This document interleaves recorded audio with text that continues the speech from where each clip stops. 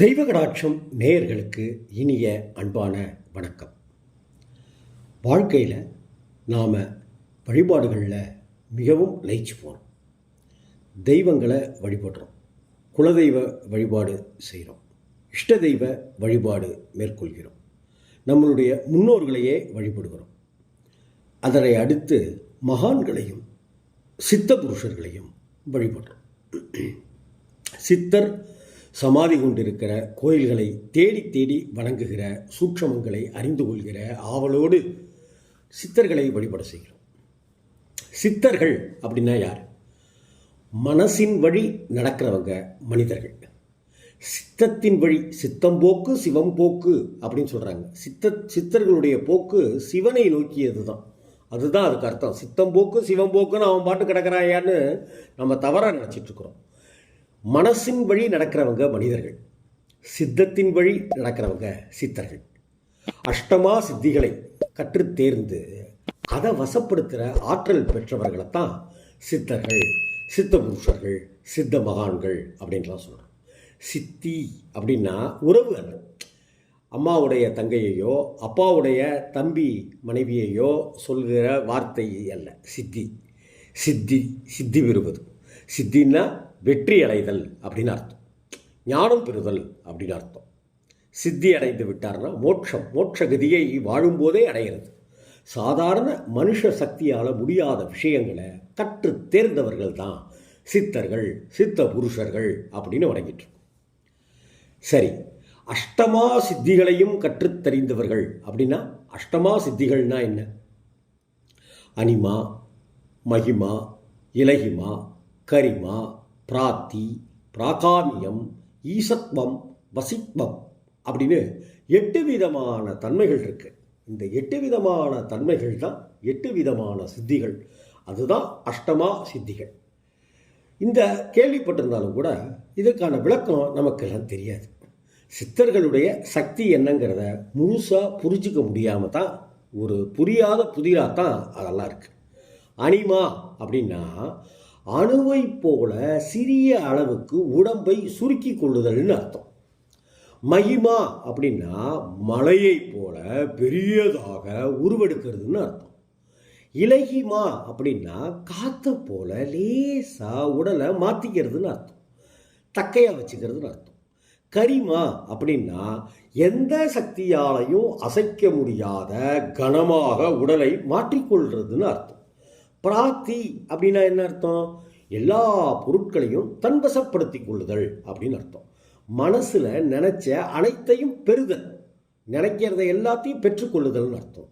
பிராகாமியம் அப்படின்னா தன் உடலை விட்டு விட்டு மற்றொரு உடலுக்குள் புகுதல், கூடு விட்டு கூடுபாய்தல்னு சொல்கிறோமே அது.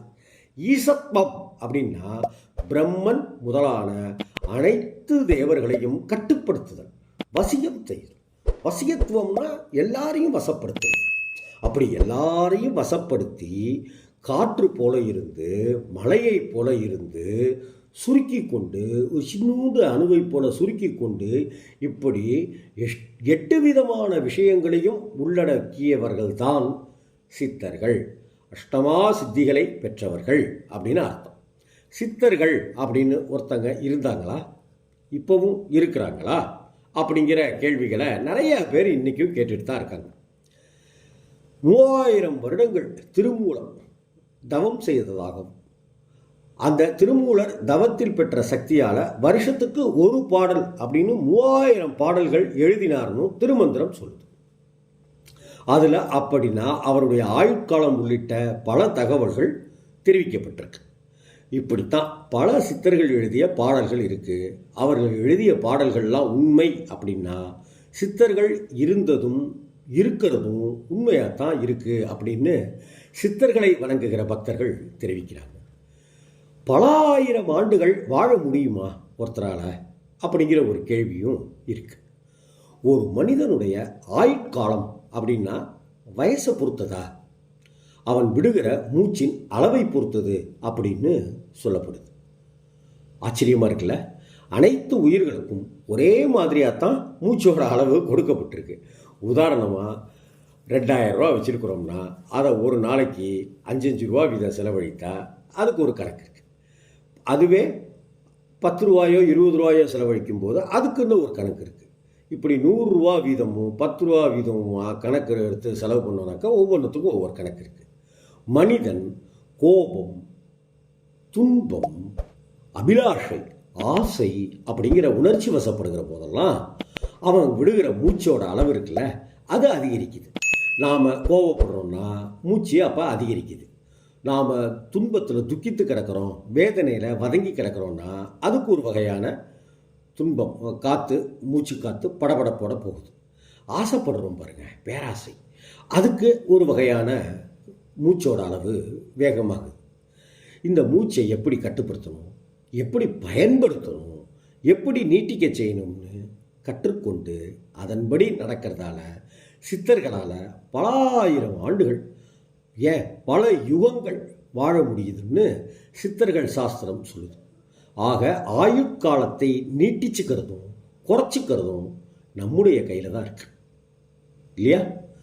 சரி, சித்தர்களால் நினச்ச இடத்துக்கு நினச்ச வடிவில் போக முடியுதே எப்படி?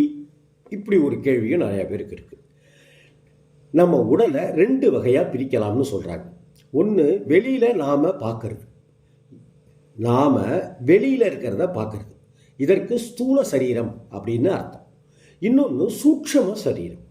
அதாவது ஸ்தூல சரீரம் சமாதி நிலைக்கு சென்ற பிறகு சூட்சம சரீரத்தை கொண்டு நினச்ச இடத்துக்கு நினச்ச நேரத்தில் நினச்ச வடிவத்தில் செல்லும் ஆற்றலை உடையவர்கள் தான் சித்தர்கள். ஸ்தூல சரீரம், சூட்சம சரீரம்.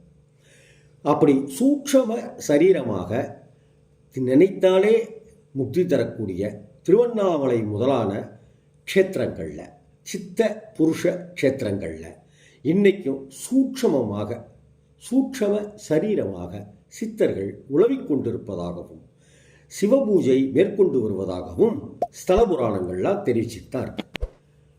இதுதான் பல ஜீவ சமாதிகள், ஒரே சித்தருக்கு பல ஜீவ சமாதிகள் இருக்குது அப்படின்னு சொல்லுவோம். வியாகரபாதர் மாதிரியான சித்த புருஷர்களுக்கு நிறைய இடங்களில் சமாதி இருக்குதுங்கிறத நாம் பார்க்குறோம். இதெல்லாம் உதாரணம். சித்தர்கள் இப்போவும் இருக்கிறாங்களா? இதற்கு சித்தர்களை வழிபடுகிற, சித்த வழிபாட்டை மேற்கொண்டிருக்கிற பக்தர்கள்ட்ட விசாரித்தா சித்தர்கள் இப்போவும் இருக்கிறாங்க. அதற்கு பல உதாரணங்களை சொல்ல முடியும். கிருபானந்த சுவாமிகள், வள்ளலார் சுவாமிகள் வள்ளிமலைக்கு படி அமைக்கிற திருப்பணியை எடுத்துக்கிட்டார். அந்த தருணத்தில் வேலை செஞ்சிட்டு இருந்தவங்களில் ஒருத்தர் ஒரு பாறையை கடப்பாறையால் குத்துனார். அப்படி குத்தி தகர்த்ததை எடுக்கும்போது உள்ளேருந்து சாம்பிராணி புகை போல வெளியே வந்துச்சு. அப்படியே புகை மண்டலமாகவே அந்த இடம் மாறிடுச்சு. அந்த புகை வந்த இடத்துல நீண்ட தாடியோட ஒரு முனிவர் ஒருத்தர் தவம் செஞ்சிட்டு இருக்கிறத எல்லாருமே பார்த்து அதிசயித்து விகசித்து போயிட்டாங்க. பிறகு அந்த இடத்துல விழுந்து வணங்கிட்டு அந்த பாறையை அப்படியே வச்சு மூடிட்டாங்க. இந்த சம்பவத்துக்கு பிறகு வேறு பாதையில் படி அமைக்கும் பணி மேற்கொள்ளப்பட்டது அப்படின்னு வள்ளிமலையினுடைய ஸ்தல வரலாறு குறிப்புகள் தெரிவிக்குது.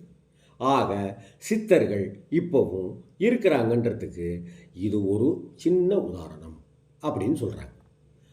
அமானுஷ்யம் அப்படின்னு சொல்லப்படுதே, ஆமாம், சூட்சம உடல் கொண்டு சூட்சமமாக சித்தர்கள் செய்யக்கூடிய அதிசயத்தோடைய அமானுஷ்யங்கள் தான் இந்த அமானுஷ்ய கணக்கில் வருது. சூட்சம உடல்ங்கிறது தான் சித்தர்களுடைய உடலாக இருக்குது. அதனால் அவர்கள் பஞ்சபூதங்கள் உள்ளிட்ட எந்த உருவங்களில் வேணாலும், யாருடைய வடிவங்களில் வேணாலும் சித்த புருஷர்கள் வர முடியும் அப்படின்னு தான் சித்த புருஷர்களை வணங்கக்கூடிய பக்தர்கள் தெரிவிக்கிறாங்க. பெரிய பெரிய கோவில்களில் சித்தர்களுக்கான ஜீவ சமாதிகள் இருக்கிறதையும் நாம் இங்கே கவனிக்கணும். சில கோவில்களில் சக்தியை உலகம் அறிய வைக்கும் பணியை சித்தர்கள் செய்தாங்க. அந்த கோவிலில் ஜீவ சமாதியாக இருந்து இன்னைக்கும் வழி நடத்திட்டு இருக்காங்க. தெய்வம் ஒருத்தருக்கு அருள் புரியணும் அப்படின்னு நினச்சாக்க அந்த கோவிலில் இருக்கிற சித்தர்களுடைய மூலமாக அவர்களுடைய அனுகிரகத்தை கொடுத்து அப்படி சித்தர்களை வைத்து அந்த அருள்பாலிக்கிற விஷயத்தை தெய்வங்கள் மேற்கொள்வதாக சொல்லப்படுது. அதுதான் அங்கே சித்தர்கள் சூட்சம உருவமாக இன்றைக்கும் இருக்கிறாங்க கோவில்களில் ஜீவ சமாதிகளா அப்படின்னு சொல்லப்படுது. இப்படி சித்த வழிபாடுகள், சித்த புருஷர்களை வழிபாடு செய்கிறதுனால மனசில் ஏகப்பட்ட நன்மைகளும் மனசில் இருக்கிற கிளேசங்களும் பயமும் இன்னும் சொல்லப்போனால் சிவபெருமானை அடைவதற்கான நெருங்குவதற்கான வழிகளும் நாம் கண்டு உணர்ந்து தெளிந்து வழிபட முடியும் அப்படின்னு சித்தர்களுடைய பக்தர்கள் தெரிவிக்கிறாங்க.